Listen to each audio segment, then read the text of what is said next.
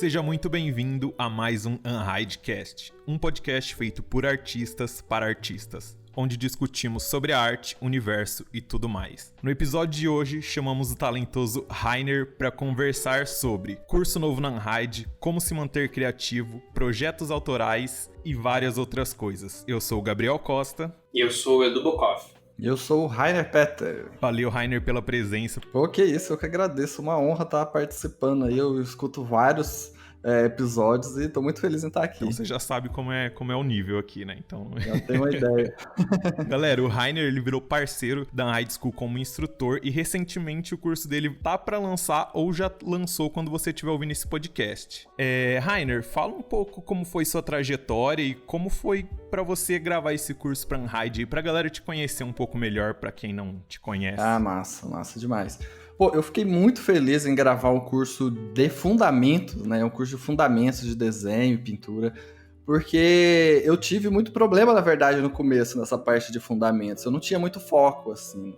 E eu vejo que isso é muito comum, assim, né? Quando a gente vejo a galera começando a desenhar e tal, a gente vai fazendo, vai desenhando e vai indo pro lado que é mais confortável, né? Que vai dando mais certo ali. E eu, durante um bom tempo, eu fiquei meio que focado naquilo que eu já tava fazendo, que já tava dando certo, sabe? Eu comecei a trabalhar em 2008, foi basicamente na época que eu comecei a fazer faculdade, eu fiz faculdade de artes visuais, que era o que tinha mais a ver com ilustração na época aqui. Todo mundo procura alguma coisa, né? O design, desenho industrial, coisa do tipo, né? Porque não tem faculdade. Ela que tava mais próxima ali que tinha a ver. Depois eu fui vendo, quanto mais a gente vai avançando na faculdade, menos tem a ver com ilustração, né? Tem a ver com arte contemporânea, outra pegada ali que eu acabei gostando e mantive até o final do curso, assim. Mas eu comecei a trabalhar com ilustração nessa época, em 2008, com ilustração para jogo. Tipo, procurei no Google lá e fui caçando em fórum, que era o que tinha na época. Comecei a fazer na época eram umas ilustrações de ícone para jogo, sabe? Tinha um joguinho, tipo, eu não sei se ainda tem hoje em dia, que tipo é um jogo de RPG, só que é só texto. Só texto e ícones, assim, imagens estáticas, assim. E aí a pessoa precisava de um tanto de ícone lá, e eu comecei a trabalhar com isso, assim. Foi a primeira vez que eu ganhei dinheiro trabalhando, assim. Isso era naqueles portais de games, assim? Era. Eu não lembro onde que foi exatamente o site. Provavelmente foi no fórum do DeviantArt, pensando aqui, lembrando. Porque lá no DeviantArt tem um fórum lá que a galera coloca propostas de trabalho e tal. Eu lembro que eu ficava olhando lá. Eu acho que foi lá que eu peguei essa primeira coisa. Mas o incentivo maior que eu tive nesse começo era um fórum brasileiro que chamava Central de Quadrinhos. E aí nesse fórum tinha lá uma galera que trabalhava desenhando, né? Inclusive na época eu estava no ensino médio, né? Isso foi em 2005. Quando eu entrei nesse fórum e fui perguntando pra galera, tipo assim, como assim? Você trabalha, você fica desenhando, ganha dinheiro com isso? Porque eu não tinha a mínima referência, assim, sabe? Eu não conhecia ninguém que trabalhava com desenho, com pintura, com nada do tipo. E aí, nesse fórum, Central de Quadrinhos, foi quando eu comecei a conhecer uma galera que trabalhava. Eu pensei, não, eu vou tentar trabalhar com isso, então. Eu lembro que meus pais, tipo, apoiaram, apesar de não ter referência nenhuma, né? O que vai virar isso, né? Isso é um problema, pois né? Mas o cara quer ser advogado, pô, tem uma referência, né? Tem, Vai ser veterinário, vai ser, sei lá, comerciante. Agora, pô, artista, né? Sim. Tinha a mínima ideia. Tipo, eu moro em Minas, em Uberlândia, aqui, que é uma cidade do interior de Minas, que fica no interior do país. E aqui, tipo, eu não conhecia ninguém mesmo, assim. E mesmo na faculdade, quando eu entrei na faculdade de artes visuais, não tinha ninguém lá que trabalhava com desenho, sabe? Tinha uns professores que davam aula, assim. Sim. E aí foi tudo pela internet mesmo, esse contato, assim. Por sorte, em 2006 já tava, né? Já tinha ali o Orkut, já tinha esses fóruns, né? Dava para interagir com a galera. Foi quando eu comecei a pegar esses trabalhos de fora mesmo. Acaba que para mim foi mais fácil pegar trabalho de fora do Brasil do que aqui, porque eu não tinha contato nenhum aqui. Nossa, melhor ainda. Pois é. Mas assim, né? A galera não pagava bem não, mas para mim pagava, né? Se fosse hoje em dia do valor do dólar, tava... Nossa, se fosse hoje tava maravilha. Na época, sei lá, era R$2 menos, às vezes, o dólar, não lembro direito. Você já chegou a dar algum curso, gravar alguma coisa? Como é que foi pra você gravar pra Unhide? Pô, eu achei massa demais, porque eu já conhecia a escola, né? Eu já conhecia o evento, o Unhide em si ali, né? E aí, quando eu recebi o convite, fiquei muito feliz.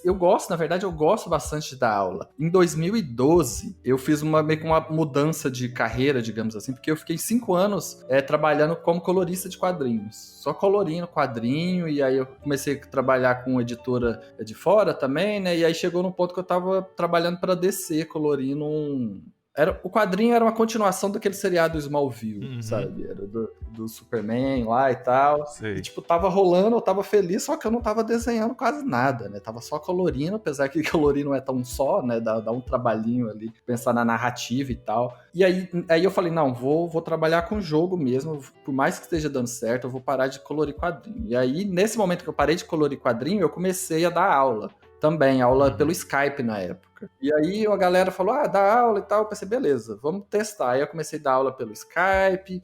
Aí eu fui encontrando formas melhores. Aí eu pensei, não, o Skype oscilava muito a qualidade do vídeo, né? Tipo, tinha aluno que ficava com uma aula boa e tinha aluno que ficava com aula ruim. Eu pensei, não, tá errado isso aqui. Aí eu comecei a gravar as aulas, e desde então eu dou aula, na verdade, desde 2012. Então você já tem a dinâmica, né? Você já sabe. Sim. Eu comecei a dar aula em 2012, aí eu fiz um site pra mim, coloquei lá um curso de pintura digital, um curso de colorização de quadrinhos, apesar que eu não tava mais colorindo quadrinhos, mas era algo que eu tinha aprendido e gostava, e tinha muita gente querendo aprender também. Pô, cara, que legal. E aí eu vim nessa, desde então tô dando aula aí. Eu gosto bastante, assim, principalmente quando eu vejo a galera aprendendo, porque tem uma ligação ali, eu lembro de quando eu estava aprendendo e não tinha muito recurso, assim, né? Você encontrava uns tutoriais, né? Mas não era tão fácil de achar, e eu acho muito legal isso, de ver a galera aprendendo, e eu sempre tento ensinar de uma forma que eu, lá no começo, entenderia, sabe? Eu acho divertido esse desafio de pensar na didática da aula e tal. E quem te apresentou o DeviantArt? Cara, isso é uma boa pergunta, hein? Foi um acidente. Eu não lembro, talvez. Pode ter sido nesse fórum, né? Nesse fórum central de quadrinhos. Que esse fórum eu achei procurando no Google, assim. E aí lá eu conheci uma galera que eu converso até hoje, assim. E aí, talvez lá eu achei o DeviantArt e aí expandiu, né? O conhecimento que eu tinha ali, interação com a galera brasileira, foi além, né? Porque o DeviantArt, aí a minha cabeça explodiu, foi aí que eu pensei, tenho que aprender a desenhar no computador. Também teve isso ali nesse momento. E aí eu comecei na época, isso foi 2006, eu comecei a usar os computadores da faculdade, né? Porque eu não tinha ainda computador ali para eu desenhar, mas era com mouse também, né? Não tinha. Isso que eu ia perguntar, eles tinham mesa digitalizadora lá? Não tinha, não. Era a faculdade, eu estudei na UFO, que é a Universidade Federal de Uberlândia. E lá não tinha muito recurso, assim, principalmente nessa área digital, assim. Tinha um laboratório de computação lá, né? Mas era só computador. Mas foi lá que eu comecei a aprender na marra ali, a pintura digital, o CorelDRAW. Eu lembro que eu ficava na dúvida, CorelDRAW ou Photoshop? Qual que é melhor pra pintura digital? Eita. Você já sabe qual é melhor hoje em dia? Hoje em dia é o CorelDRAW, mas melhor, né? Cara, você falou que seu curso é voltado para fundamentos. Pra galera que tá ouvindo isso e tem interesse em começar, vamos falar um pouquinho sobre o seu curso. O que você aborda no seu curso de fundamentos? Quais ferramentas e softwares você utiliza? De software, eu usei o Photoshop para gravar o curso em si ali, né? Mas um curso de fundamentos você pode fazer no papel ali, né? Principalmente a parte de desenho, tanto faz ali o software, né? Eu gravei no Photoshop por questão de praticidade ali. Mas até tem uma aula que eu mostro outras possibilidades, tipo na parte de perspectiva, por exemplo, eu mostro que tem o Procreate e o Krita, que eu conheço, que tem recursos até melhores para trabalhar com perspectiva, né? Do que o Photoshop em si. O Krita até é free, né? Sim, o Krita tem uns recursos bem bons, tem até perspectiva de olho de peixe. Eu andei pesquisando, bem massa mesmo. Nossa, o Krita é muito bom. Eu conhecia há pouco tempo. E a mistura de tinta deles, nossa, é muito legal. O Krita é muito bom. Eu acho que se na época que eu tava começando a pintar lá, tivesse o Krita, eu ia focar mais no Krita do que no Photoshop em si, sabe? Porque tinha o Corel Painter, né? O Corel Painter é muito legal também. Mas era muito pesado na época, e aí o computador da faculdade não aguentava muito, não. Mas o curso eu começo bem do básico, tipo de desenho, simplificação da forma, sabe? Eu começo até com formas geométricas para ser bem simples mesmo, assim. Legal. Desenhar uma caixinha, e aí uma coisa que é muito importante quando a gente está aprendendo nesse início, que é de você treinar o olhar, né? Você olha uma caixa, é uma coisa. Uma pessoa que está acostumada a desenhar, olha uma caixa, ele vê tipo, todas as linhas imaginárias ali, né? E vê como simplificar aquela forma ali. Né? Então, esse começo do curso eu foquei bem nisso. De você ir treinando o seu olhar, à medida que você vai treinando a coordenação motora, de desenhar as formas geométricas, depois umas formas mais orgânicas e tal, né? Mas de você conseguir simplificar a forma que é bem difícil no começo, isso, né? De você treinar o olhar. Ô, Rainer, e o consagrado que não quer desenhar? Ele é um cara que é artista 3D. Tu acha que esse curso é válido também? Acho que isso adiciona? Ah, não, com certeza. Sim, não, com certeza. Eu não tenho muita experiência com 3D em si. Já mexi algumas coisas, acho legal, né? Quero até aprender mais, inclusive, porque eu vejo que tem uns recursos 3D que facilita bastante ali na hora de você fazer uma cena complexa, né? Sim. E com certeza, porque igual eu falei, muito dos fundamentos é de você treinar a forma como que você vê o mundo, assim, de certa forma. Sim, treina a observação, né? Você enxerga uma árvore, um carro, e aí conseguindo enxergar as formas básicas ali, né? Dá pra abstrai, né? Treina a abstração. Exatamente, abstrair. Isso mesmo. Você vê, aí você vê, abstrai a forma, acha ali uma simetria, compara um lado com o outro, compara o tamanho dos elementos, né? Que é o básico do desenho em si, né? E aí, com certeza, vale para trabalhar com 3D também, porque é o olhar ali, né? Uma coisa visual também. Bom, acho que essa pergunta que eu ia fazer sobre as ferramentas acabou meio que respondendo. Atualmente tu trabalha bastante com 2D, né? Ainda pretende no futuro aprender alguma coisa 3D também? Não, sim, é basicamente 2D mesmo. Eu trabalho com ilustração, faço concept, mas com 3D mesmo eu não tenho muita experiência. O que eu costumo usar de recurso são esses que eu falei do Procreate, tem uma ferramenta de perspectiva muito boa, né? O Krita também, né? Acaba que os recursos além do Photoshop que eu uso, assim. Ultimamente eu ando usando bastante o Procreate em si, sabe, para trabalhar. Já teve trabalho que eu fiz inteiro, assim, a ilustração e concept de personagem também, todo no Procreate. Assim. Como é que é ele, assim, em relação de layers, mexer de repente com texturas? Eu acho, porque ele tem uma certa limitação que eu percebi, até quando eu fui comprar o iPad, ele tem uma limitação de camadas de acordo com a memória, se não me engano, com o espaço do iPad, né? Então eu comprei um de 256 GB, o iPad Pro, que era tipo o melhor que tinha na época, assim, né? Aí eu não tive eu não senti a limitação ali, sabe, a hora que eu tô trabalhando. Entendi. Mas eu já fiz o teste lá, quando a gente cria um arquivo, aparece, ó, desse tamanho aqui, você consegue criar tantas camadas. Ah, que legal, ele avisa. Ele avisa, a hora que você tá criando um arquivo. Você acha que para alguém que trabalha com ilustração já, ou que tá para passar a trabalhar com ilustração, o iPad pode ser um substituto do computador a nível, assim, financeiro de retorno? Quando chega no nível financeiro, a gente tem que pensar várias coisas aí, porque é caro, né? O iPad eu acho que o PC desktop ainda é o mais baratinho e mais certeiro ali, né? Com certeza, se for comparar o mesmo valor, né? Porque, tipo, o meu iPad, eu comprei... Foi quando eu tava viajando, foi no ano passado que eu viajei para Portugal, e aí eu pesquisei quanto que era lá. O mesmo iPad e aqui, era tipo assim, lá saía na conversão, sei lá, 5 mil reais e aqui 10. Nossa. Era sem lógica. Mesmo que fosse 5 mil reais, aqui, 5 mil reais eu montava um desktop bem bom, assim. Sim, né? sim. Então, nesse custo-benefício ali, o desktop ainda...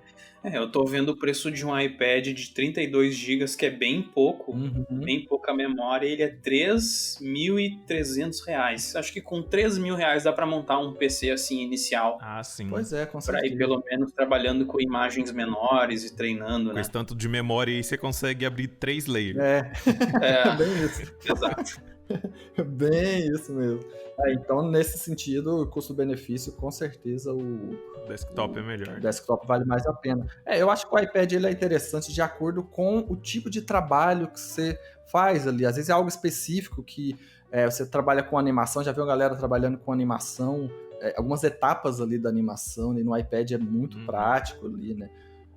A resolução da tela é muito boa, dependendo do modelo, então... Talvez o iPad seja como um plus, né? Tipo assim, se a pessoa já tem um desktop, já trabalha e viaja, sei lá, ou tá fazendo alguma coisa assim, aí compensa comprar. Agora, comprar um iPad ao invés de um computador para trabalhar ou começar, talvez não seja tão vantajoso. Pois é. Tem a mesa digitalizadora também, né? Quando a gente vai pensar no desktop, né? Dependendo do modelo, às vezes é caro também, mas eu acho que, sim, atualmente é bem isso mesmo. É um plus ali. Cara, olha, uma pergunta rápida. No seu curso, é necessário ter a mesa digitalizadora? Ou a pessoa consegue pelo menos ter a base ali usando o mouse ou desenhando no papel tranquilamente?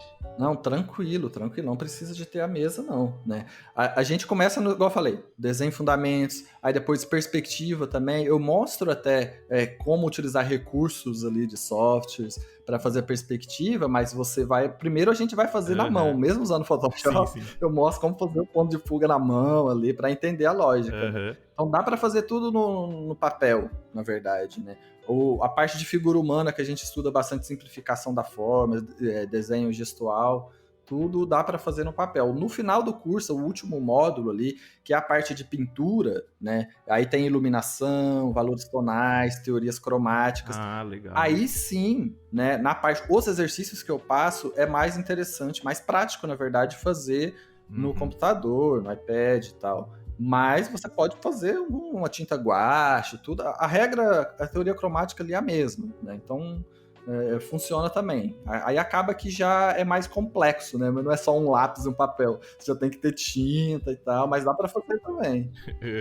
Para quem tá começando nesse mundo aí, o que tu recomenda? Chuta o balde, compra 1001 tintas, pincéis, ou investe num computador para começar a desenhar digital? Eu acho que hoje em dia é computador mesmo. Eu acho que mesmo para começar, sabe? Eu trabalho no computador desde quando eu comecei a trabalhar, na verdade. Uma coisa ou outra, às vezes, eu faço no papel, né?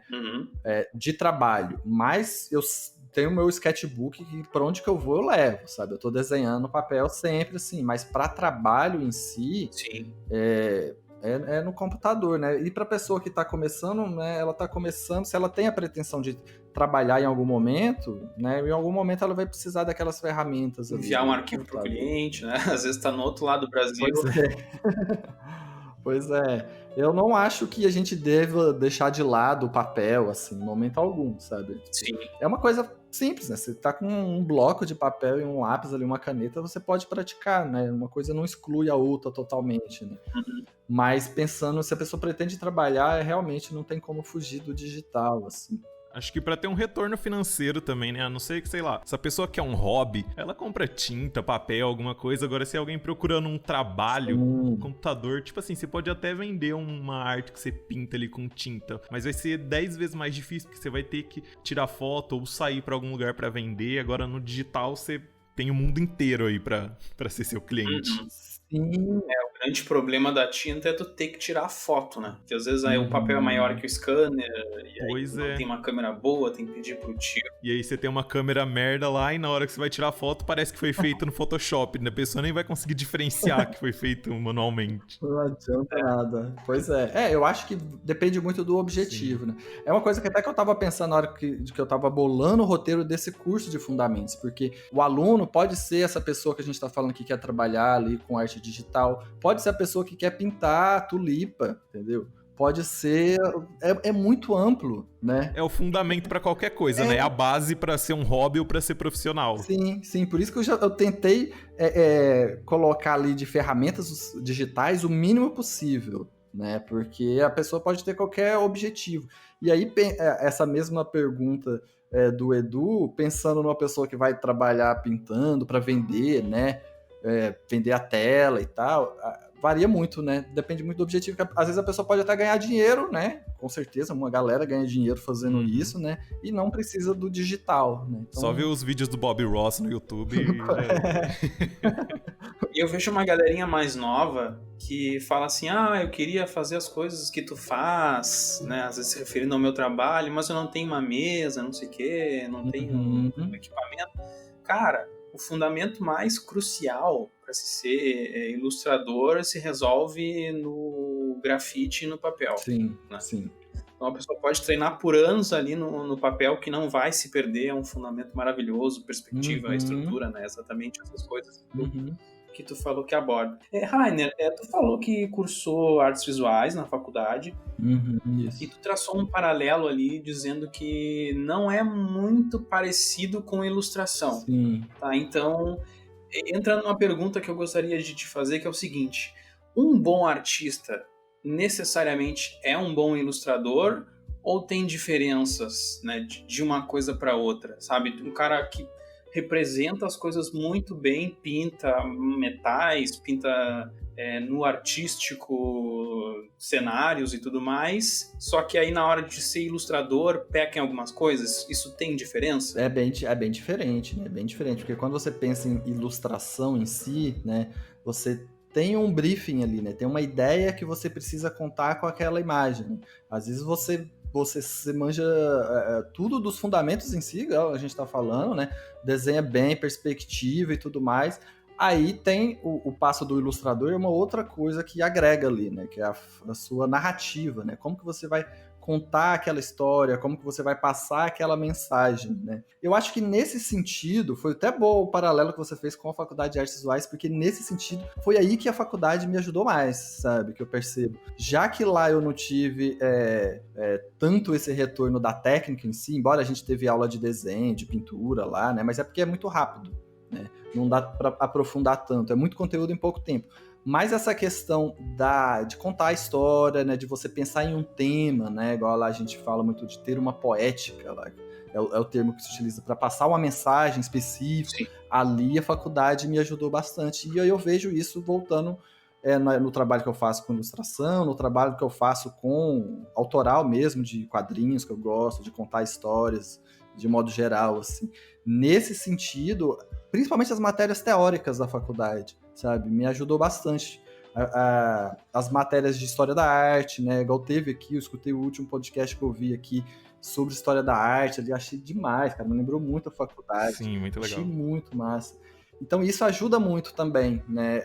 Acaba que como a gente não tem uma faculdade de ilustração aqui, a gente vai pegando referências e agregando valor em tudo que a gente está consumindo ali, né? Para mim, essa faculdade de artes visuais foi muito bom nesse sentido, principalmente nessa questão mais teórica de você contar algo, né, de passar uma mensagem, né? Mas se eu tivesse feito, sei lá, design gráfico, eu ia trago outras coisas. E se eu não tivesse feito faculdade nenhuma, feito só cursos, com certeza também eu ia ter agregado outras coisas ali. Eu acho que não tem uma regra ali. E no teu processo de criação de ilustrações, tu leva em conta o público, leva em conta o quanto tempo que esse público vai ter de contato com a peça, sim, a simplicidade da mensagem, como é que é? Sim, eu penso muito nisso, assim, né, porque é diferente da gente ter um cliente que pede, quero uma ilustração de um personagem de tal pose, né? Se você não sabe em que aquilo vai ser utilizado, fica difícil até da gente pensar em o que você vai priorizar naquela imagem. Você pode fazer um guerreiro segurando uma espada de milhões de formas possíveis, né? Então, isso é muito importante da gente pensar nesse sentido da mensagem que quer passar, né? É uma das grandes problemas que eu enfrento exatamente, às vezes o cliente sabe da história, mas não sabe dizer exatamente o uso. Aí ele pede, sei lá, eu quero um cavaleiro indo para sei lá onde, para enfrentar sei lá quem. Aí o cara entrega a ilustração e ele fala, e aí depois em cima eu quero um letreiro, que eu vou mandar pro cara do design e vou botar um letreiro em cima. Pô. Não dá. Cara, isso acontece. Eu tento, assim, depois de passar bastante por situações assim, né, onde que você vê que às vezes o cliente, ele não sabe te contar o que ele quer, né, ele tem algo que ele quer na cabeça dele, mas às vezes ele não sabe te contar. Então eu vou sempre tentando ao máximo ser didático até com o cliente, assim, né. Quando ele não me passa de cara as informações todas, eu pergunto, mas isso vai ser utilizado em quê? Que tamanho que vai ser o final? Vai ser impresso? Formato que vai ser? Porque eu percebo, assim, que é difícil, às vezes, você contar uma ideia que você tem na cabeça, você contar para os outros. A gente trabalha com isso, é mais natural, né? Mas, às vezes, sei lá, o cara trabalha num restaurante. Isso, uma vez, apareceu para mim uma pessoa que era dono de um restaurante e queria fazer uma arte pro cardápio. E aí ele não conseguia explicar o que ele queria ali, sabe? E nesse momento, quando a gente também, como ilustrador ali, tá começando, às vezes não tem tanta experiência, é muito fácil de você cair numa cilada de ter que ficar refazendo o trabalho. Você faz tudo, aí você manda pro cliente e fala, não, cara, não era isso não, era outra coisa. O que eu faço, geralmente, sei lá, depois de ter uma boa conversa ali, né, para falar, não, realmente é isso que ele quer, aí eu faço vários esboços bem diferentes entre si ali, né, miniaturas, mano, aí fala, não, é esse aqui, é próximo desse, beleza. E aí eu vou sempre mandando as etapas pro cliente, porque ele sente que ele tá participando também, sabe? Sim. Ele tá participando dessa construção da imagem, não tem como a gente terminar tudo e ele falar, era outra coisa. O importante é não se revoltar, porque às vezes o pessoal tá iniciando, se revolta com o cliente, pô, não sabe nada, não sabe nem o que tá querendo. É fácil. Mas às vezes o cara tá começando a comprar aquele tipo de produto, pode ser inclusive um cliente bem grande no futuro, pode crescer, pode te pedir mais coisas, e alguém vai ter que dizer pra ele aquilo. E tu é o escolhido, né? É só o ilustrador se imaginar na posição, assim, imagina você conversando com arquitetos. Na sua cabeça, você vai estar explicando pra ele certinho, eu quero um muro aqui, um pilar aqui, o arquiteto fala, nossa, o que você tá falando? É bem isso, é bem isso. É porque a gente tem muito... Quando a gente tá começando, eu ouvi muito disso da galera que já é experiente, falar, toma cuidado que esses clientes aí vai fazer você trabalhar de graça. A galera vai pedir uma coisa e depois fala que é outra, você faz o trabalho em dobro. Acontece, né? Tem também essa galera que é malandra mesmo, mas pelo menos o que eu percebo na maioria dos casos, é porque o cliente não sabe mesmo te contar. Às vezes a pessoa não é tanto da área, né? E tem essa dificuldade de falar o que ela quer. Então, a gente tem que ter uma certa paciência ali, mas tem que tomar cuidado também. Né? Tem que tomar cuidado porque tem gente que é experiente e vem pedir parceria, né, para fazer trabalho de graça. Collab. Vou fazer uma collab aí. Rainer, não sei se no seu curso você chega a comentar alguma coisa desse tipo sobre referências e inspiração, mas fugindo um pouco do lado artístico. O que você acha que agrega, assim, pra você? Sei lá, você tá num dia, você vê coisa no YouTube, você ouve música, você sai na rua, você vai, sei lá, no cinema, no teatro, você vai na casa da sua tia, qualquer coisa que te inspira, assim, que você percebe assim, cara, eu tiro algo disso, sabe? Eu carrego algo disso na minha ilustração. Cara, isso é uma coisa que eu fico reparando bastante, assim, e vem muito, eu acho, pra mim, porque, como eu falei, eu gosto muito de contar histórias, não só nas ilustrações em si, mas eu escrevo, né, faço quadrinho e tal, então eu tô sempre tentando pensar em histórias na minha cabeça, assim, é uma coisa que eu gosto muito mesmo, assim, e vem, tipo assim, desde quando eu gostava de desenhar, eu gostava de pensar em histórias, assim. Então, cara, uma coisa que me inspira muito é ver a galera interagindo, tipo, no dia a dia, sei lá, tô numa praça, eu gosto de caminhar, inclusive, quero ver se eu volto, eu ainda não sei se tô podendo por conta da pandemia, né? Depende de como é a sua cidade, eu caminho todo dia aqui. Pois tem uma praça que eu gosto de caminhar, a última vez que eu passei lá tava bem cheia, eu ainda tô meio assim. Mas é uma coisa que eu gosto muito, sabe? De caminhar e ver a galera interagir, coisa cotidiana, assim, sabe? Pra mim é muito inspirador, assim. E aí eu vejo a galera fazendo coisas do dia a dia, eu tento imaginar de onde que vem aquela pessoa. Viajo, né? Viajo. De onde que vem, o que ela tá fazendo, e vou criando histórias ali, sabe? Isso pensando na questão narrativa, né? Que na ilustração tem ali a história que você quer passar, né? Então, quando eu vou fazer, às vezes, um trabalho autoral, vem muito dessas coisas de cotidiano, assim, que eu gosto, né? E com certeza filme, assim, pra mim, eu acho que vem muito essa referência desde quando eu comecei a gostar de desenhar, assistindo Dragon Ball, né? Vem muito dessa coisa do desenho animado, da televisão, assim. Embora eu tenha trabalhado com quadrinhos, né, colorido quadrinhos um bom tempo, eu faço histórias em quadrinhos, mas eu não tive tanta essa referência de quadrinhos, eu vejo muita gente que teve na infância, assim. Eu tinha pouco, eu morava numa granja, na zona rural, assim, não tinha não tinha banca, né? Às vezes a gente vinha na cidade, meu pai comprava um gibi da Mônica, do Pica-Pau, mas era pouca coisa, assim. O que tinha todo dia era o Dragon Ball lá no Band Kids. Você tinha referência, né? Animal, então, só. Era a referência que tem, era essa. Então ainda gosto muito, assim, de cinema, gosto muito dessa coisa do audiovisual ali pra mim. Inclusive, eu acho que eu só não faço... Eu faço quadrinhos porque eu não tenho recursos pra fazer filmes, sabe? Porque eu gosto muito de contar histórias de várias formas, assim. E no quadrinho eu desenho, eu escrevo roteiro, eu faço arte final, eu pinto, né? Faço tudo ali, então é mais acessível pra mim. Você acha que você faz essa atividade, assim, de reparar porque você desenha ou você fazia isso antes, acabou te ajudando na ilustração? Você acha... E também, você acha que isso é um exercício que dá pra pessoa começar a aprender a fazer isso? Não, dá pra aprender sim, com certeza, né? A base do Fundamentos é isso, né? De você treinar o seu olhar ali. Mas eu, lembrando da minha infância, é uma coisa que eu sempre fazia. Eu era muito introvertido, assim, ficava lá viajando, olhando as cores, sabe? Imaginando histórias. Eu tinha um caderninho, até achei esses dias pra trás. Um caderninho que eu criava umas viagens ali, umas histórias, sabe? Sei lá, eu tinha tipo uma lista de dias da semana que eu criava, e aí tinha, sei lá, na segunda-feira eu criava um objetivo, sei lá, por exemplo, vou sentar no primeiro banco do ônibus pra escola, sabe? Aí eu colocava se eu conseguia ou não.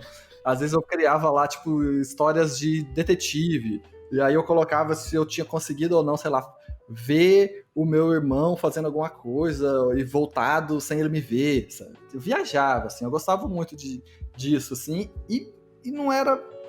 Eu era sozinho, de certa forma, mas não era algo que era um problema. Tipo, eu tenho 2 irmãos, teve uma época que eu morava, tipo, vizinho de outros 4 primos, a gente jogava bola, fazia muita coisa, mas tinha aquele momento em que eu gostava de ficar sozinho, viajando ali na minha, sabe? E isso, eu, com certeza, trago até hoje, assim. Quando eu comecei a aprender, estudar, de fato, desenho ali, né, pesquisar, entender essa coisa de fundamentos, eu vi que também tinha muito disso de eu ficar parado reparando as coisas, assim, sabe? Eu lembro de um dia que eu tava no parque e aí eu fiquei olhando pra uma sombra de uma árvore e falei, caramba, essa sombra tá azul. Por que essa sombra tá azul? Que doideira é essa? E aí, tipo, eu pensei, caramba, o céu tá azul, tá refletindo um azul na sombra ali. Então tem muita coisa disso do olhar, de ficar viajando, assim. Eu tinha já, mas é uma coisa que a gente desenvolve quando está estudando desenho, pintura, né? De reparar o mundo, assim, com um olhar diferente. Seja em simplificar as coisas para desenhar, seja em essas viagens de teoria cromática, assim, de iluminação.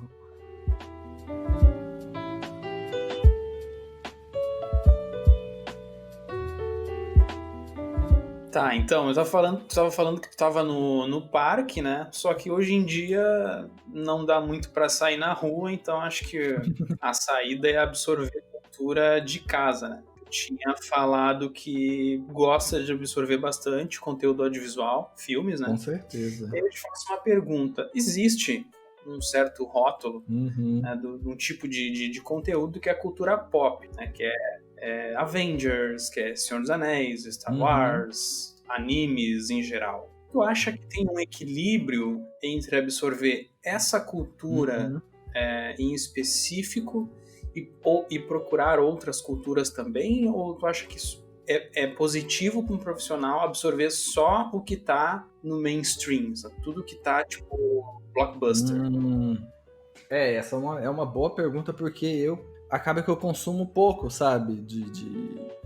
Por exemplo, o filme da Marvel. O último que eu vi foi o primeiro Vingadores. Mas eu gosto, sabe? Mas acaba que eu prefiro ver coisas diferentes. Às vezes até coisas diferentes do que eu tô trabalhando. Tipo, eu gosto demais de fantasia medieval, por exemplo. Tipo, minha adolescência era jogando RPG e Magic. Assim, curto demais. Senhor dos Anéis e tal. Mas acaba que, embora apareça muito trabalho para mim de temas relacionados à fantasia medieval, porque afinal tá no meu portfólio lá, ilustrações, né? Vai aparecer o que tem lá, né? Mas quando eu não tô trabalhando, eu gosto de buscar coisa fora, assim, de consumir outras coisas, mas eu não acho que seja uma regra, sabe, Edu? Eu acho que é muito do gosto pessoal, acaba que isso vai refletir no seu trabalho de alguma forma, né? Mas eu acho que, pra mim, é bom consumir coisas diferentes, assim, sabe? Fora do que tá em alta, digamos assim. Principalmente nesse meio mais pop, assim, né? Eu gosto de consumir outras coisas, assim. E vejo, consumo também. Eu falei de filme que faz tempo que eu não vejo, mas eu tenho aqui uma porrada de quadrinho da Marvel, da DC, eu gosto de consumir, mas pra mim, assim, quando eu falo, ó, vou ficar de boa aqui no meu canto, isso pra mim é uma coisa que eu vejo desde a infância, assim, que eu falei, de ficar quieto, assim, vou ficar quieto aqui, eu gosto de consumir coisa bem diferente, assim, sabe? Diferente do que eu trabalho, inclusive, assim. Eu gosto muito de um diretor que chama Jodorowsky, né, que é um diretor chileno que, tipo, antigo e faz uns filmes. Tem quadrinho dele também, famoso até. Tem um quadrinho que chama Incal, que é ele que escreveu, e o Moebius desenhou, um francês fodão aí das antigas de quadrinho. Então eu gosto de consumir coisas que são estranhas, assim, sabe? Eu acho que pode ter até um pouco de influência da faculdade de artes visuais, a galera da arte contemporânea ali, sabe? Acaba que tudo que a gente está consumindo ali, de uma forma ou outra, ela vai agregando ao seu trabalho, né? Vira-se, digamos assim, parte do seu estilo ali. Que é uma outra coisa que eu lembro que quando eu comecei, tinha uma cobrança, assim, pô, você tem que definir um estilo de desenho aí, né? Porque você olha todo mundo, as galera que é famosa, já trabalha há muitos anos, todo mundo tem um estilo definido. Sim. Pô, você tocou num assunto interessante. Foi muito dolorido esse processo de achar um estilo? Cara, eu não sei, eu faço a mínima ideia do que é o meu estilo, na verdade, assim. Porque eu olho pro meu trabalho, e eu vejo uma galera comentando isso também, eu olho pro meu trabalho e eu não vejo um estilo, sabe? Eu não consigo. Porque eu não sei como que é se com vocês é assim também. Tipo, parece que faz parte aquilo ali da gente, e aí eu não consigo olhar de fora, sabe? Mas tinha essa cobrança no começo, eu lembro. Eu lembro que quando eu entrei na faculdade, tinha uma galera do mangá, né? E aí, mangá, pô, desenhar estilo mangá e tal. E eu pensava, vamos lá, né? Eu cheguei a fazer uns desenhos, né? Fui entrando na onda. Aí depois eu fui conhecendo a galera dos quadrinhos super-herói. E aí, pô, tem que fazer assim, assado. E aí eu li lá, tinha umas revistas, né? Ensinando a desenhar, que saía na época. Tinha a ver lá com vários desenhistas, né, que trabalhavam fazendo super-herói na época, mas eu não tive, assim, um estilo que eu falei, não, vou fazer assim. Acaba que eu fui fazendo e eu não vejo, assim, não vejo um estilo, assim, falar, meu trabalho, ele é de tal jeito, assim. Mas eu também não sinto necessidade, assim, de ter algo específico, porque eu não tenho um objetivo de trabalho, sabe? Assim, eu quero trabalhar para Blizzard, por exemplo, algo específico. Quando a pessoa tem esse tipo de objetivo, aí sim, né? Aí você tem que desenvolver um estilo ali pensando num cliente específico, assim. Eu gosto de variar, sabe? Eu gosto, da verdade é essa. Eu gosto de fazer coisas diferentes. Acaba que, assim, nesse sentido, assim, de fazer coisas diferentes, pra mim é bom porque eu fui estudando bastante a parte dos fundamentos, né? Porque fundamento tá em tudo, né? Independente do estilo. Mas, às vezes é até um problema, sabe? Tipo, eu quero ser muito bom em algo específico, assim. Eu não tenho muita paciência, eu acho, pra ser muito bom em algo específico, sabe? Eu gosto de variar. Então eu faço trabalho para jogo, sei lá, peguei aqui um card game para ilustrar e é uma coisa bem realista. Aí, ao mesmo tempo, parece aqui um freela de ilustração para livro didático, fazer livro de ciência, sabe? Eu faço. Tipo, outra coisa simplesinha, nada a ver ali. Eu gosto de ter essa variedade de temas, assim, sabe? E acaba que fica variedade de estilo, mas imagino eu que lá no fundo tem algo em comum ali, né? Porque não tem como, né? A gente tá fazendo... O traço, ele sai da forma com que é mais natural para você ali. Seja algo super realista, seja algo simples, assim. Você falou que você faz todo tipo de trabalho, variedade de estilos que você tem. E para fazer isso, você precisa, sei lá, tá criativo, você precisa estar inspirado. E como que você faz para se manter assim? Para se manter criativo? Você tem o famoso art block ou falta de inspiração? Ou quando é para cliente, você pega, não, eu tenho que terminar, você pega, senta, busca referência, termina e pronto, mesmo sem estar inspirado. Como é que funciona isso pra você? Geralmente quando é pra cliente a gente não tem muito tempo pra ficar com bloqueio criativo, né? Manda um zap pra ele, fala, hoje não vai rolar, não tô inspirado. Hoje não vai rolar. Aí você manda pra boleto do aluguel, não recebi esse mês porque não deu. Mas aí como é que funciona? Tu já deu a passeada, já viu o filme, já se inspirou, aí sentou na mesa pra trabalhar, e aí, sabe? Tem algum ritual ali? sei lá, toma um copinho d'água, sei lá, dá uma pirueta. Quando eu tenho realmente uma dificuldade maior, pra mim, é quando eu tô, tipo, de cara com o papel em branco e não tenho um objetivo muito claro. Quando é um trabalho pra cliente, que ele já manda o briefing, eu já sento, já pego os termos que ele botou ali, vou caçando referência, sabe? É isso que tira o bloqueio ali do trabalho pro cliente. Eu caço o máximo de referência, você que eu fico o dia todo caçando referência, coletando imagens, e aí eu vou criando ali na mente essa inspiração, digamos assim. Você tem que criar, né? Não dá para esperar. Mas às vezes, sei lá, eu falo, pô, acabou o trabalho, acabei hoje o freela, depois da manhã que vai ter outro, então vou ter 2 dias de boa. Aí vem o bloqueio. Eu quero desenhar, mas não vou fazer o quê? Uma coisa que para mim ajuda muito é fazer estudo de desenho gestual. Sei lá, tem um site, que é na verdade um canal no YouTube muito bom, que chama Croaky Café. O Edu me indicou. Não sei se vocês conhecem, que é tipo sessão de modelo vivo ali, né? A pessoa pousa lá e ia se filmando, aí muda o tempo, geralmente sessão de 1 minuto e 2 minutos, e aí você vai soltando o traço. Pra mim funciona, sabe? Pegar pra desenhar sem pensar muito, assim, em qual que é o tema e tal. Mas geralmente quando é trabalho de fato, as referências, a própria pesquisa ali funciona para quebrar isso ali, né? E uma coisa que funciona muito para mim, né, é o trabalho autoral, porque eu tô sempre fazendo alguma coisa além do trabalho, sabe? Seja um quadrinho, seja escrevendo alguma coisa, eu tô sempre produzindo, e inclusive teve épocas assim que eu tentava me organizar nesse sentido, tipo, na parte da manhã, de tal hora a tal hora, eu vou fazer só trabalho autoral. Aí a parte da tarde, eu vou fazer só trabalho para cliente. Consegui durante um tempo, mas depois apertou no trabalho para cliente, e aí o autoral tem que esperar. Mas não tem jeito. Deixa uma mensagem automática. Estou trabalhando no meu projeto autoral, volte mais tarde. Mas para mim isso é muito bom, sabe? De ter algo para fazer além, porque geralmente eu tô escrevendo algo, tô desenhando e tem esse gás ali, nessa vontade. Nossa, tá legal. E eu fico relendo o que eu já fiz e tem esse estímulo ali, né? Tem momento, inclusive, que eu fico super empolgado no quadrinho, num livro que eu tô fazendo, e a ilustração vira, tipo assim, preciso trabalhar porque eu tenho que pagar as contas, porque senão eu ficava só naquilo ali. Mas tem os momentos de bloqueio total, aí o desenho gestual pra mim funciona bem. Deixa eu te fazer uma pergunta, nem tá no roteiro essa, mas é uma curiosidade de você e você também, Edu, se quiser responder, de quem trabalha com isso. Você falou de projetos pessoais, etc, que às vezes você fica empolgado. Tem muitos projetos que você larga, assim, do nada, que você nem percebe, depois você fala, nossa, eu tava com essa ideia na cabeça, parei no meio, ou só comecei, esbocei e não toquei pra frente. Tem bastante disso com você, ou quando você começa uma coisa, você termina? Tem. Eu tento terminar ao máximo, assim. Tem, inclusive, um quadrinho que eu fiz em 2015. Foi o primeiro quadrinho que eu fiz e imprimi, sabe? Botei no Catarse, deu certo a campanha lá, imprimi. Esse quadrinho, ele era o primeiro de uma continuação, e foi 2015. Até hoje eu não terminei o outro, sabe? E é uma coisa que fica, assim, me torturando às vezes, assim. Mas eu tento ao máximo. E assim, é até mais difícil, porque passou 5 anos, e a minha cabeça mudou, né? Então você vai mudando o tempo todo, né? É difícil de você manter uma coisa por muito tempo, assim, né? Mas eu tento ao máximo começar e terminar, assim. O livro que eu tô fazendo agora, que é um livro ilustrado, eu várias vezes, tipo, passou já a vontade, sabe? Passou a vontade e aí...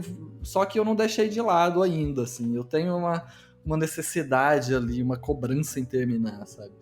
Às vezes pode ser até um problema, né? Porque às vezes tem uma outra coisa legal, mas eu quero terminar aquilo ali. É que os teus projetos são grandes, né? Não é uma série de 2, 3 desenhos, é tipo uma história em quadrinhos, um livro. Leva um tempo, né? Leva um tempo. Mas é uma coisa que eu tô até pensando como que funciona, porque igual eu falei, eu gosto de contar história. Aí um quadrinho, o quadrinho, geralmente o mínimo é 1 ano ali fazendo o negócio, né? Tem uns que é mais. E aí, passou 1 ano, minha cabeça já mudou, sabe? Eu já quero fazer outra coisa. Então é difícil, assim. Esse que eu tô fazendo agora, por exemplo, tem 2 anos que eu tô com isso em mente ali produzindo. Já foi quadrinho, já pensei em fazer ali, jogo dele, sabe? Aí virou um livro de contos, aí depois não, vai ser um livro ilustrado, porque eu tô encontrando uma forma de terminar ele, de contar a história que eu quero, que funcione bem, mas que eu não fique a vida toda fazendo, sabe? Quadrinho dá muito trabalho.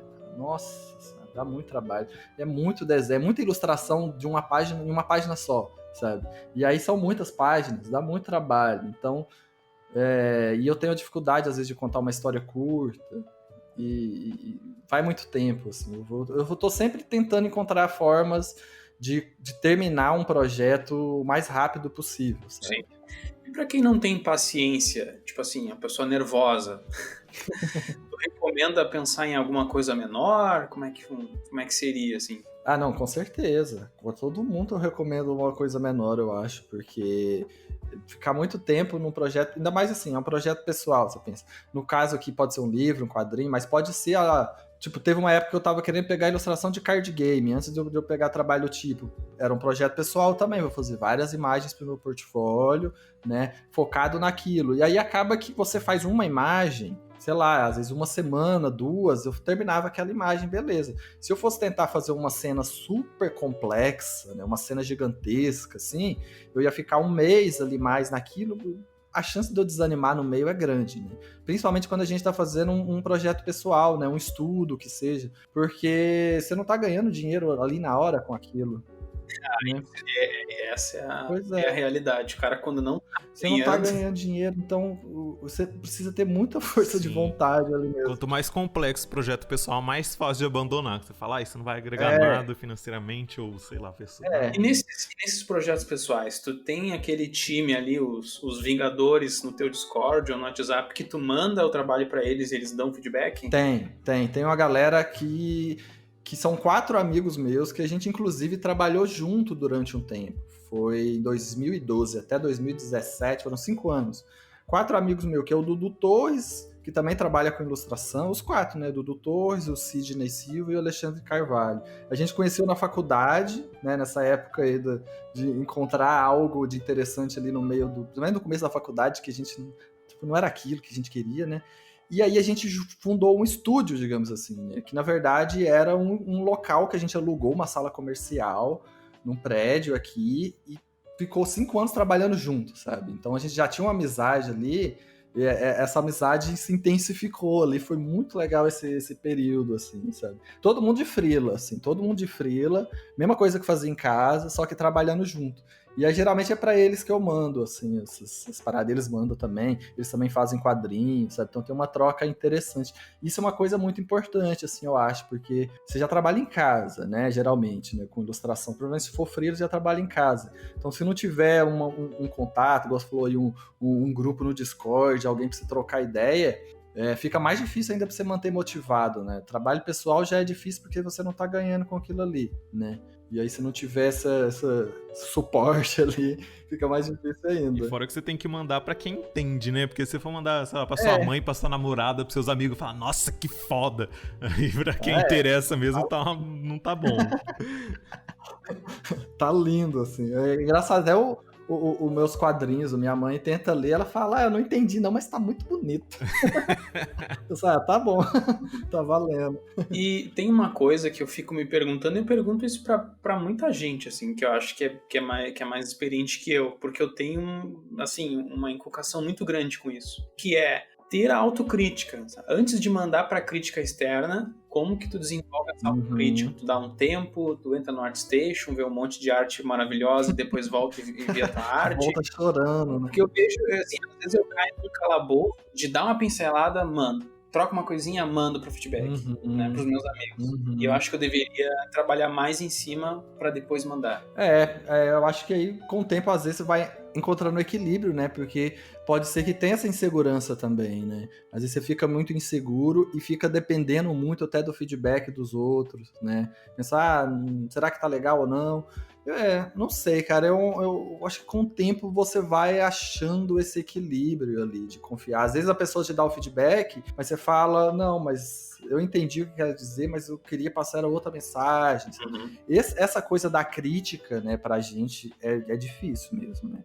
Principalmente quando a gente está começando, porque o desenho, a pintura é uma coisa muito passional ali, né? Você dedica um tempo ali naquilo, faz o máximo, se esforça. Quando vem uma crítica seca ali, tipo, falando mal e pronto, pô, que isso, é difícil, assim. Eu desenvolvi muito disso, eu acho que na faculdade também. Eu acho que quanto mais eu falo da faculdade, mais eu vejo que foi bom, sabe? Porque tinha uns professores lá que exageravam na crítica, sabe?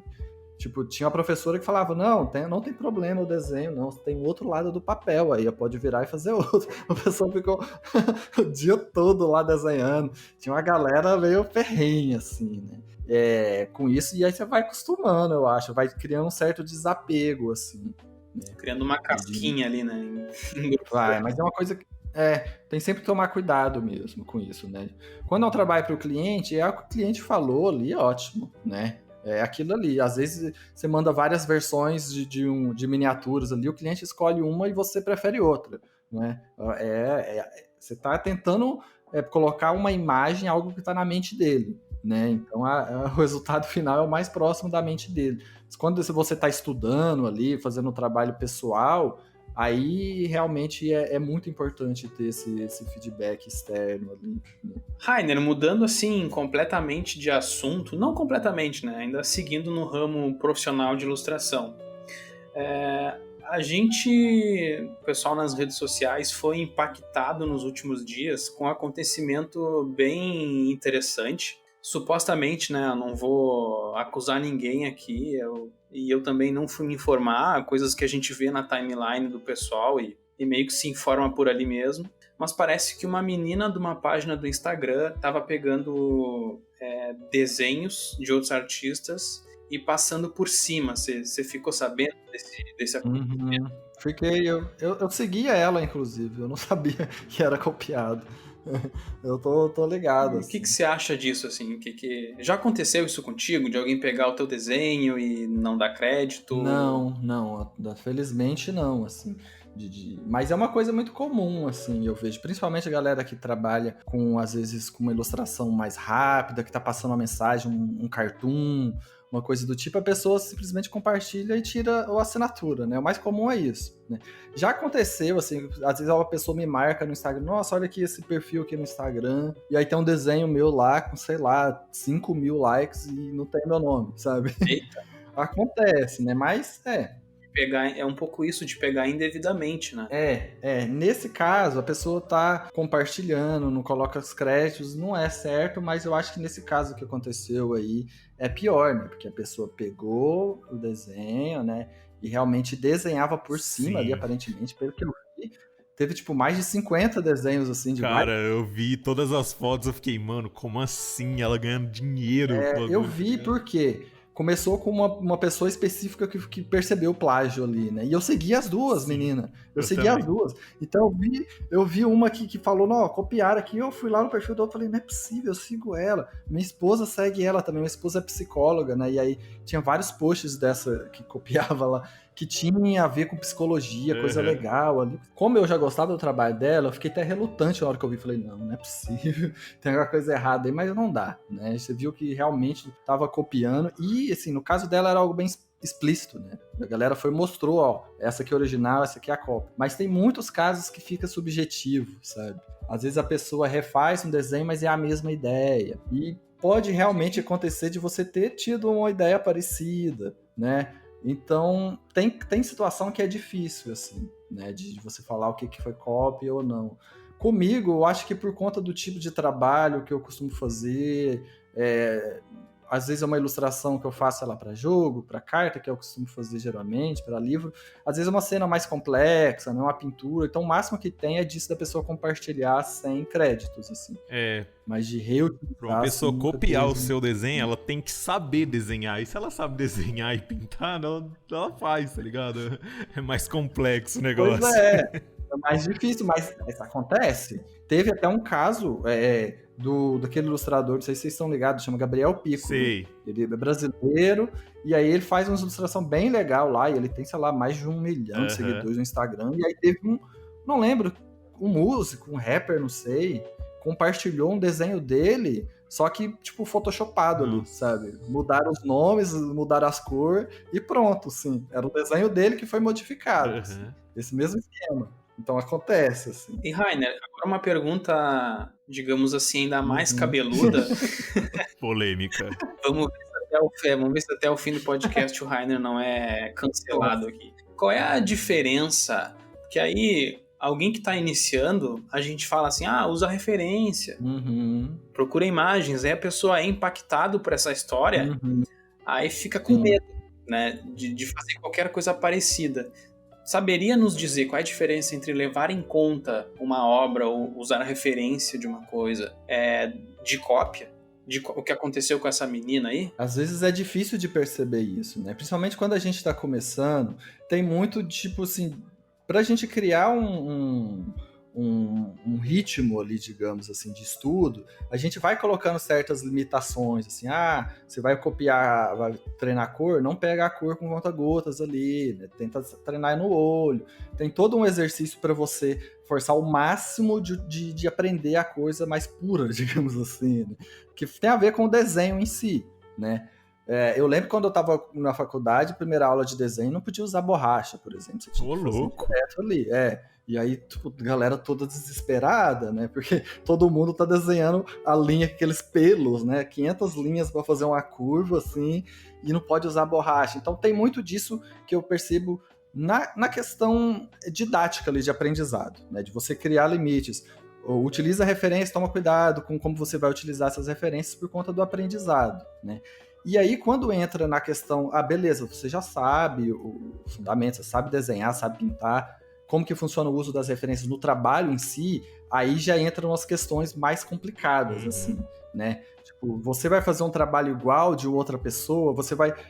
eu gosto de pegar, por exemplo, o máximo de referências possíveis para eu não ficar atento muito a uma referência só, sabe? Sim. Teve, inclusive, um ano passado, eu acho, né? Eu quase não uso mais o DeviantArt, né? Mas de vez em quando eu dou uma olhada, aí tinha lá uma mensagem privada lá. Aí eu fui ver, era de uma menina falando que eu tinha copiado o desenho dela.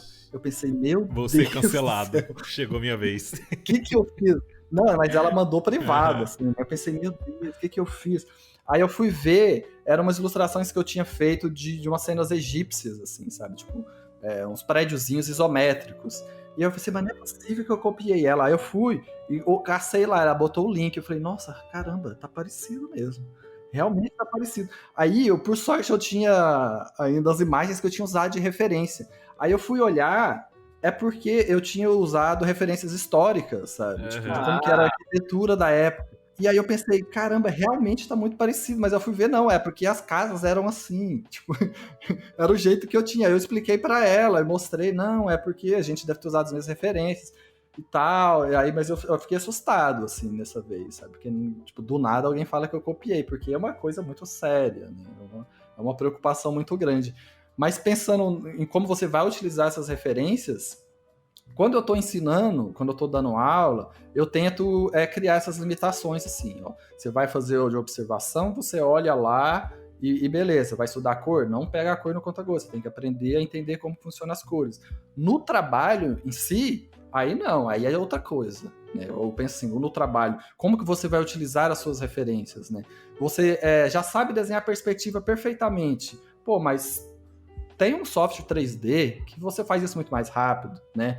Você pode utilizar vários tipos de recursos ali que vai facilitar e agilizar o trabalho, o seu cliente vai ficar satisfeito, você também. Você não precisa ficar provando o tempo todo que você sabe perspectiva do básico, que você sabe anatomia do básico, sabe?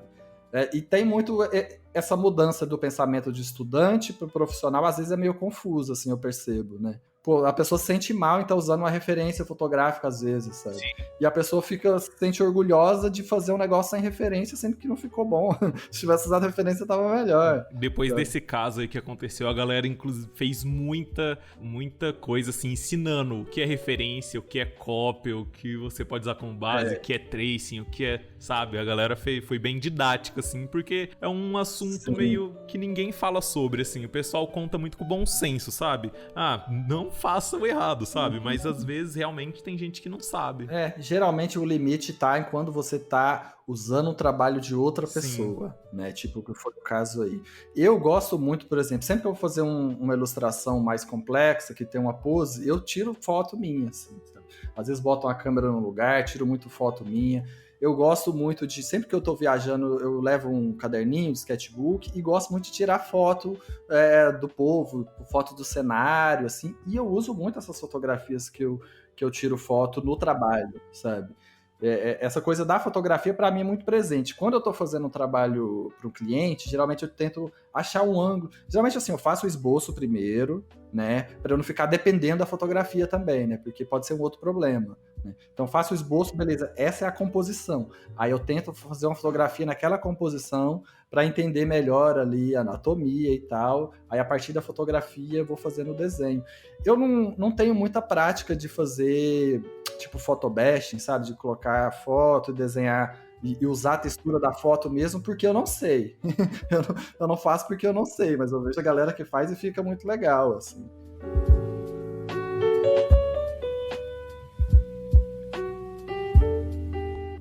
Rainer, a gente tá indo agora pro nosso último bloco. O podcast passou rápido demais, muito bom, muito legal. Obrigadão de novo pela presença. E nosso último bloco a gente tem um Unhide Indica, que a gente pede pra você indicar qualquer coisa relacionado à arte ou não, alguma série que você tá assistindo, filme, música, alguma receita nova, qualquer coisa que você tem pra indicar. O que você indica pra gente? Cara, relacionado à arte, assim, pensando até nessa, como a gente falou bastante do curso, né, de fundamentos, um livro que me abriu a mente, assim, e que é bem popular, eu acho, é o livro do James Gurney, Color and Light, que é um livro sobre iluminação ali, de pintura, né, teoria, e é muito amplo, sabe? Uhum. Como eu falei, eu escuto já os Unhidecast e eu tava pensando já, pô, o que eu vou falar? O que eu vou falar? É difícil. Mas, assim, relacionado a fundamentos, eu acho que esse livro de James Gunn é excelente. Para parte de pintura e de cor ali, né? Coisas fora da área de ilustração e desenho, realmente tá difícil para mim, assim, nesse momento.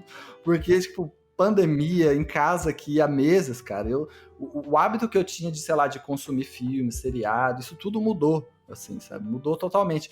Uma coisa que eu tô fazendo muito, às vezes até demais, eu tenho que me controlar, é jogar. O que você tá jogando? Eu tô jogando muito Valorant. Ah, legal. Valorant é tipo um CS, né? Um jogo da Riot. É tipo um Counter-Strike com poderes ali. E, cara, pra mim tá sendo bom porque eu não tinha muito costume, na verdade, de jogar FPS. Às vezes eu jogava o Battlefield, gostava. Mas pra mim tá sendo bom por conta da interação com a galera, assim, sabe? Tem um grupo de amigos ali, galera que desenha também, esses que eu comentei do estúdio que a gente tinha e outros, e tá funcionando bem essa interação social à distância, ali, sabe? Você tá jogando, tá engraçado, que você tá jogando, você tá vendo a pessoa lá e você conversa com ela, então tem uma sensação de estar fora de casa ali que nesses tempos tá me ajudando bastante, assim, então é um jogo eu acho muito divertido, assim, mas é principalmente por conta dessa interação social ali. Legal. Cara, eu vou até complementar aqui a primeira vez. Ó, já tô interrompendo a Rainha Indica aqui. Vou indicar também um outro joguinho que chama Among Us. Cara, é muito engraçado, é muito legal de jogar com a galera. Baixa depois. Pra eu baixar, cara, tá na minha lista. Nossa, é um joguinho em 2D. Você já deve ter visto no YouTube, porque virou uma febre isso, na Twitch também. É muito legal de se jogar assim com a galera via Discord. Nossa, é muito foda, muito legal. Baixem, galera. A gente precisa montar o time da Unhide aqui, Unhide da Unhide Cast pra jogar depois. E agora vamos pra nossa última pergunta. Rainer, qual o sentido da vida, do universo e tudo mais? Cara, pra mim realmente não faz o mínimo sentido a vida por si só. Eu sempre, quando chega nessa página, eu tô escutando, fico curioso pra saber. Pra mim, cara, por si só não faz o mínimo sentido. Tipo, pra mim é tudo aleatório e a gente é muito sortudo de desistir a vida aqui. Eu também pensei nessa coisa. E aí acaba que cada um vai criando, né, o seu sentido ali. Pra mim, assim, vai mudando também o sentido da vida, meio que o objetivo. Igual eu falei, eu gosto muito de contar histórias, né? Seja na ilustração, seja num quadrinho, num livro, eu gosto muito de contar histórias e muito do sentido da vida para mim é isso, você contar a história que de alguma forma você vai, alguém vai ler aquilo, vai consumir, vai absorver, vai repensar a vida, sabe? Eu gosto disso, assim, nesse sentido, assim, em muitos momentos para mim esse é o sentido, sabe? Da vida ali. Mas acaba que o sentido da vida de uma pessoa pode, sei lá, né, conseguir comida, cara. Então é uma coisa muito ampla, assim, né, muito relativa, assim. Mas, de modo geral, assim, por si só, pra mim, realmente não faz sentido e a gente é muito sortudo. Você falou isso, eu também fico curioso por essa pergunta, porque cada um tem uma visão diferente, é muito legal isso, assim. Sim. Cara, brigadão demais pela presença, espero que todo mundo tenha curtido, porque eu curti pra caramba. Edu também, primeira vez participando, inclusive Edu vai participar mais vezes aí, galera, que ele é um dos nossos moderadores também. Valeu, galera, até a próxima e tchau, tchau. É nóis. Falou, valeu.